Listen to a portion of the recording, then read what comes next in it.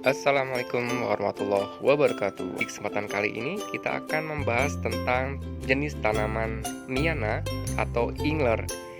Nah, tanaman ini merupakan tanaman yang memiliki daun yang cukup rindang, kemudian dengan berbagai macam variasi dan corak warna yang berbeda. Kita lihat di sini, ini adalah jenis tipe yang pertama yang kita miliki, yang saya punya, dengan kecenderungan berwarna merah. Lalu corak yang kedua, jenis ekor naganya yang memiliki tipe seperti ini. Yang kedua, tanamannya cukup rindang. Lalu yang ketiga, kita lihat ke sini. Ini variasi yang juga memiliki corak yang berbeda, dengan bagian tengahnya berwarna merah dan sampingnya berwarna hijau. Hijaunya ini hijau muda ya. Kemudian kita lihat lagi ke sini. Ini masih tipe yang sama dengan yang tadi. Ini cukup segar sekali karena rindang dan di bawahnya tidak langsung terkena terik matahari. Dan inilah bagian yang tanaman berikutnya dengan kecenderungan tengahnya berwarna pink. Jadi kita hitung lagi ya, tadi ini yang pertama. Ini yang pertama merah, yang kedua coraknya, kemudian ini yang ketiga, ini yang keempat, ini yang kelima. Nah, sahabat-sahabat semua, tanaman ini cukup mudah ditanam atau diperbanyak dengan cara di stek, kemudian ditancapkan ke tanah yang cukup kelembabannya. Karena untuk tanaman yang kering biasanya dia akan daunnya layu.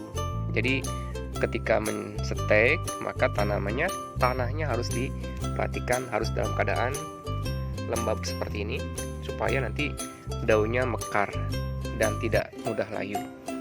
Oke, kita langsung aja ke bagian berikutnya. Nah, ini adalah tanaman Miana.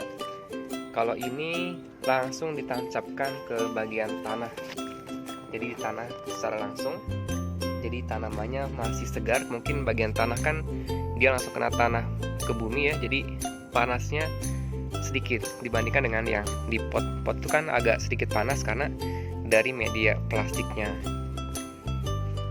Nah, ini untuk tanaman Miana yang saya tanam dengan media tempatnya yaitu dari pot, dan tanahnya harus dalam keadaan lembab supaya dia daunnya selalu mekar.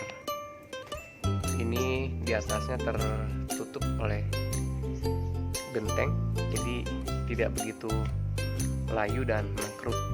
Karena kalau langsung pohon ini langsung berpapasan dengan cahaya langsung, diterima langsung oleh daun dari cahaya matahari, biasanya akan mengkerut kecil-kecil dan sedikit lebih layu.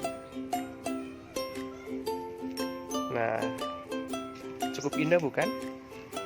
Dengan berbagai macam tanaman Miana yang digabungkan dengan tanaman lain. Kita tanam di pot bekas plastik, bisa dari cat maupun dari ember. Nah, ini pohon Miana yang langsung saya tancapkan ya ke tanah, jadi supaya selalu segar dan dijaga kelembaban tanahnya.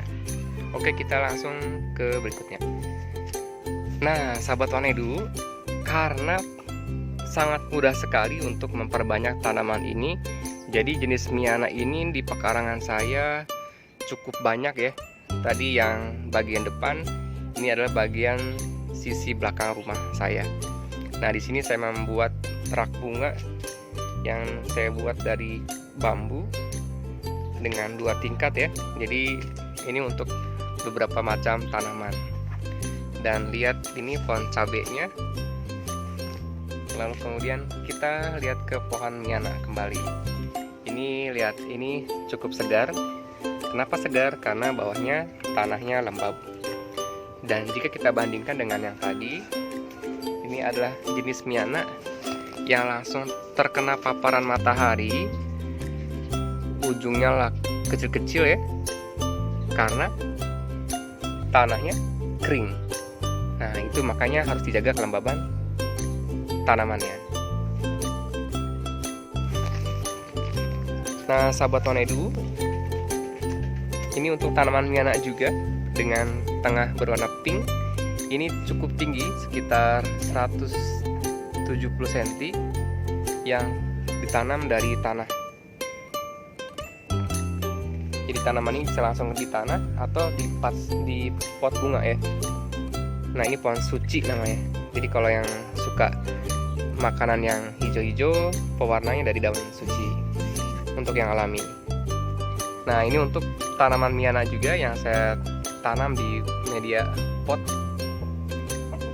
cukup segar, kelihatan dari daunnya meskipun dia langsung terkena paparan matahari karena dijaga kelembaban tanahnya. Jadi untuk teman-teman semua yang pencinta tanaman daunan, maka yang perlu dijaga adalah kelembaban dari tanaman tersebut, dari tanaman tersebut. Nah, oke, sampai sini. Oke teman-teman semua, para pencinta tanaman. Jadi yang pertama, untuk tanaman ini harus dijaga kelembaban tanahnya.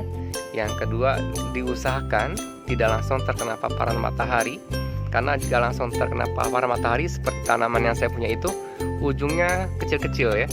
Kalau yang rindang, yang tebal-tebal, ini adalah yang tebal-tebal, yang gede-gede, itu karena atasnya dilindungi oleh tudungan atau dari daun-daun tanaman di atasnya. Jadi lebih segar, lebih besar. Kalau yang langsung, ujungnya kecil-kecil. Oke, sampai sini ya sahabat Wanedu. Dan jangan lupa, jika tanaman ini cukup menginspirasi, klik tombol like dan subscribe pada video ini. Terima kasih. Assalamualaikum warahmatullahi wabarakatuh.